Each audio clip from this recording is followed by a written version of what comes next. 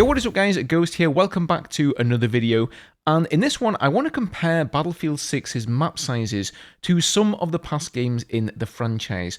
I don't know about you guys, but I feel like Battlefield 6 is a fairly sweaty experience. I feel like I'm just not as good at Battlefield 6 as I am at previous Battlefield games, and I really think that the map sizes and the pacing has something to do with it. And so I really want to do a bit of a deep dive with you guys on exactly why that is, and more importantly, what can DICE, if anything, do about it going into the future. So as always guys, if you do enjoy the content on the channel, don't forget to hit that sub button to stay up to date with everything in Battlefield. And without further ado, let's just jump in here. So thanks to a couple of creators called Clara the Red and Penguin on PC, they have done a comparison of pretty much every single map in the Battlefield franchise. I don't think they've been able to do Battlefield 5 because it was difficult to measure those maps, but as far as I know, they've pretty much managed to map out every single map in the franchise and then compare them to Battlefield 6. And I want to take a look at this with you guys because it's actually pretty eye-opening to see some of the differences between Battlefield 6 and the previous games. So one of the first things that has really struck me is if you come and compare some of these smaller maps, and if you're wondering what the numbers mean here, the smaller number, or the first number I should say, is like the playable area. So for Empire State here in Battlefield 6, we have a playable area of 0.04 squared kilometers, but the actual, with the deployments, it's 0.05. So just to put that out there. But if you take a look at these smaller maps here and how big they are, so Iberian Offensive, 0.05 square kilometers, Siege of Cairo, the same, New Sobek City, and remember that's a map with jets, helicopters, tanks, everything on there, that is only 0.08. Now if we come and take a look down at Battlefield 3, some of the most beloved maps from Battlefield 3 are very similar sizes. Sen Crossing, 0.05, Grand Bazaar, 0.06, Tala Market, Epicenter, they're all fairly small maps. So I think when people say, I don't like small maps in Battlefield, that may not necessarily be accurate because history has shown us that some of the most beloved maps from BO3 are that small. However, if we zoom out a little bit here, we also have plenty of large maps. So if you're somebody who wants to play with all of the vehicles and you prefer a larger map experience, that is definitely on offer. Sharkey Peninsula, half a square kilometer. Karg Island, 1.19 square kilometers. And then of course, Operation Firestorm, 1.1 kilometer. We also got a DLC for Battlefield 3, which was called Armored Kill. And this has, to date, the largest map in Battlefield franchise history, Bandar Desert, 2.4 kilometers. Alborz Mountains came with that DLC as well, 1.54 square kilometers. You get the idea, right? The big maps in Battlefield 3, they were pretty big, and these were the small maps. Now, if we go and compare this to the big maps of Battlefield 6, Mirak Valley is only 0.28 square kilometers. Operation Firestorm, 0.34. If we come over here to Battlefield 4, you're going to see Parasol Storm, one of the larger maps, 1.26. Golmud Railway, an entire square kilometer of playable space in that one. Silk Road, 0.5. Gulf of Oman, 0.77. So I think it's fair to say, zooming out, that Battlefield 6 is lacking those larger maps, and that's what people are asking for. And this has had a knock-on effect all the way down the list of maps in Battlefield 6, because of course they've had to put all of the vehicles in these larger maps, but the fact of the matter is that they're just not big enough. The bounds of them aren't big enough. There isn't enough playable space, in my opinion at least, I think, to have all of the vehicles in there. And then when we look at some of these the medium-sized maps, Siege of Cairo is a great example of this. We've got tanks on there. We've got IFVs on there. And they don't really have enough room to maneuver. You can sort of go down a road here, and then there's the road with the bus, of course, in the middle here, and then there's another road somewhere down here, but you can only move sort of forwards and backwards. You can't really, flank around or anything like that. And bear in mind, this is 0.05 square kilometers. if we take a look at some of these similar size maps from Battlefield 4, and again, you know, a lot of these maps were very beloved, such as Pearl Market. Pearl Market was an infantry-only map, though, because that's what that size of map could support. Operation Locker, 0.06, even larger, infantry only. Flood Zone, kind of an outlier because it did actually have a Nightbird on there. Sorry, not a Nightbird, a Little Bird. Battlefield 2042 there, creeping in again. And it also had LAVs, but it was kind of a weird map because you had this highway and the IFVs were kind of constrained or contained on that highway. They couldn't really get into the main playable space, but for the most part, I would say this is like largely an infantry experience. Even Propaganda here, and if you recall Propaganda, this map had, I think, just one main battle tank per team. Maybe it had two, maybe somebody can comment in the comments down below and chime in on that.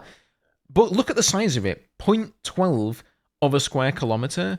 And then we come back to Battlefield 6 here. We've got Iberian Offensive, that's got a bunch of tanks on it, 0.05. So less than half the size of this map here. New Sobek City, 2/3 the size of Propaganda. And you've got jets on there, you've got helicopters on there, and it's just way too small for them.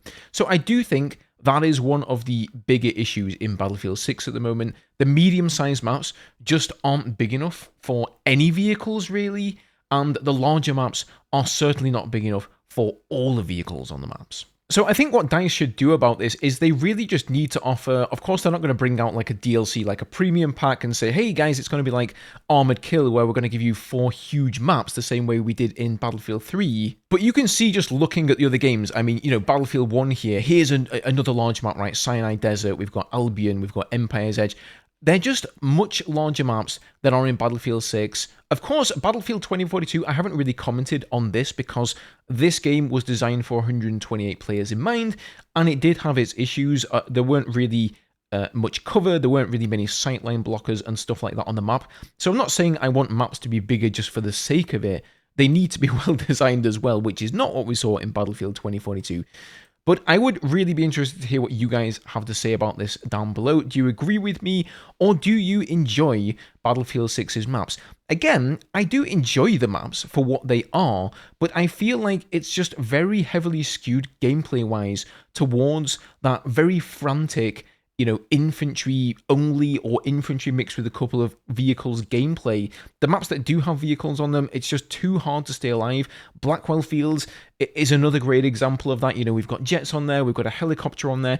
It's only 0.12 of a square kilometer. Again, the same size as Propaganda that only has like the one tank on there. So I'm not really expecting DICE to go and you know, maybe increase the bounds of all of these maps or redo them or anything like that. But I just hope that they realize that right now there is something missing from the game that I think a lot of people long for. And through the power of Microsoft Paint, I want to try and demonstrate with Liberation Peak here, which is one of the medium, I would say it's sort of medium-large compared to the rest of the maps in Battlefield 6. I want to try and illustrate to you guys the problem I have and the reason that I think we need bigger maps, and that is the pacing. I personally am having trouble in Battlefield 6. I'm just not as good at Battlefield 6 as I was at previous Battlefield games, and I firmly believe, unless they've started putting skill-based matchmaking into the game that's far more, you know, effective when it comes to matching up similar skill levels or something like that, which I don't think they have, it's all down to the map design and the pacing of the rounds. So we don't have any flags here, so let's put them in quickly. So if you remember, we've got the A flag is sort of over there, then we've got B flag on these buildings here. So this is going to be the gimme there for NATO. Then we've got C, which is up in this little sort of cubby, sort of elevated ground here up in the mountains. D is down there somewhere in and around these houses. Then we've got E, and finally up here on this hillside, we have the F flag. Now, this map to me kind of reminds me more of how smaller maps play, or how Call of Duty maps play. I don't really want to throw around the whole, oh, they're like codifying Battlefield argument, because I really don't think that they are, although they are trying to cater to that community as well. But the way they've got the lanes set up in this map does remind me a lot of that. So for example, let's say we're playing as NATO, right? We've got the A flag, we've got the B flag, and we want to go and attack somewhere onto C. You've kind of got this one lane here, and at this point it splits off in a few directions. So somewhere here there is like, this is a really bad drawing, but there's this little wooden hut where there's a ladder you can climb up there. You can split off and go up the rocks that way and try to flank into the C flag there. You can go straight down the road, and at some point this juts out into the C flag and you can just walk straight into it. Or you can kind of go this way through the rocky terrain, which is a little bit lower in elevation, and you could just bypass the C flag entirely and say, okay, I want to go down into the D flag. But for the most part, this is really, from the way I look at it, one single lane. Now let's say that C right now is like an absolute meat grinder, right? There's a tank here going pew pew pew. Sorry for the terrible drawings, by the way. So you decide, okay, I'm going to go for the D flag. Again, this can kind of be simplified into saying, okay, we've got the high road here, or we can go the low road, right? This is lower in elevation. And then, of course, you can choose to like go and flank up in there. You can also go further along this road. You can go down between these two mountains and flank that way. You can go down this road. So you do have like a number of routes to get into the D flag here from various directions. But for the most part, you've got this one route here on the high road, and you've got one route on the low road. So in terms of map design, it's like fairly simplistic. And what I miss from Battlefield 6 maps is being able to go and take the gimme flag, because again, a lot of the time you end up with meat grindery situations in areas like this, or areas like this one, where you'll have like the F flag and the E flag, they'll have the A and the B flag, and nobody really has C or D, or you're just constantly fighting over these two flags in the middle. I would like to see something like maybe a tunnel, right? So you can say, okay, screw both these routes, I'm going to go and just take your gimme flag. And then that means these troops are going to have to fall back to the F flag and take that out. Or even better, if they expanded the playable area of the maps, and, you know, there's obviously going to be cover here, right? So there's like rocks and stuff like this. This now sort of gives you an option to say, okay, I'm at the A flag or the B flag.